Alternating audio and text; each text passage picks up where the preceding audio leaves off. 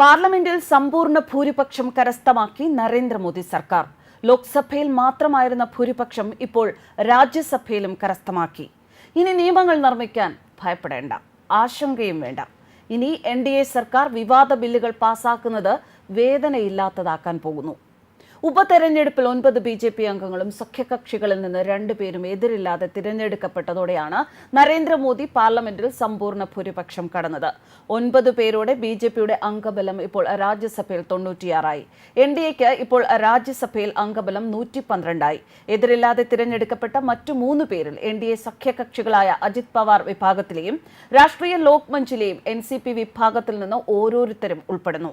6 nominated അംഗങ്ങളുടെയും ഒരു സ്വതന്ത്ര അംഗത്തിന്റെയും പിന്തുണയും ഭരണമുന്നണിക്കുണ്ട്. കേന്ദ്ര സർക്കാരിന് രാജ്യസഭയിൽ 112 അംഗങ്ങളുള്ളപ്പോൾ പ്രതിപക്ഷത്തിന് 85 പേരേ ഉള്ളൂ. രാജ്യസഭയിൽ 245 സീറ്റുകളാണുള്ളത്. നിലവിൽ 8 ഒഴിവുകളുണ്ട്. ജമ്മു കാശ്മീരിൽ നിന്ന് 4 നോമിനേറ്റഡ്, അസമിൽ നിന്ന് മിഷൻ രഞ്ജൻ ദാസ്, രാമേശ്വർ ടെലി, ബീഹാറിൽ നിന്ന് മനൻ കുമാർ മിശ്ര, ഹരിയാനയിൽ നിന്ന് കിരൺ ചാധരി, മധ്യപ്രദേശിൽ നിന്ന് ജോർജ് കുര്യൻ, മഹാരാഷ്ട്രയിൽ നിന്ന് ഡിരിയാശീൽ പാട്ടീൽ, ഒഡീഷയിൽ നിന്ന് മമത മോഹന്ത, രാജസ്ഥാനിൽ നിന്ന് രവ്നീത് സിംഗ് ബിട്ടു, രാജീവ് എന്നിവരാണ് എതിരില്ലാതെ തിരഞ്ഞെടുക്കപ്പെട്ട BJP MPമാർ.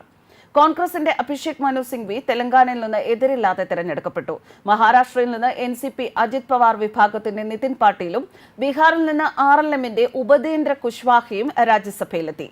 വർഷങ്ങളായി പലപ്പോഴും തർക്കവിഷയമായ സർക്കാർ ബില്ലുകൾ സർക്കാർ രാജ്യസഭയിൽ മാറ്റിവെക്കുകയായിരുന്നു. നവീൻ പട്നായിക്കിന്റെ ബിജു ജനതാദൾ, YS ജഗൻമോഹൻ റെഡ്ഡിയുടെ YSR കോൺഗ്രസ് തുടങ്ങിയ കക്ഷികളുടെ അധിക പിന്തുണയും രാജ്യസഭയിൽ NDA സർക്കാരിന് ലഭിക്കും. 543 ലോക്സഭയിൽ ആകട്ടെ NDAക്ക് 293 MPമാരുടെ പിന്തുണയുണ്ട്. വിവാദമായിട്ടുള്ള വഖഫ് ബിൽ, ഏകീകൃത സിവിൽ കോഡ് തുടങ്ങിയ ബില്ലുകൾ ഇനി നിയമമാകുവാനുള്ള നീക്കങ്ങൾ കേന്ദ്ര സർക്കാർ നടത്താനുള്ള സാധ്യതയുണ്ട്.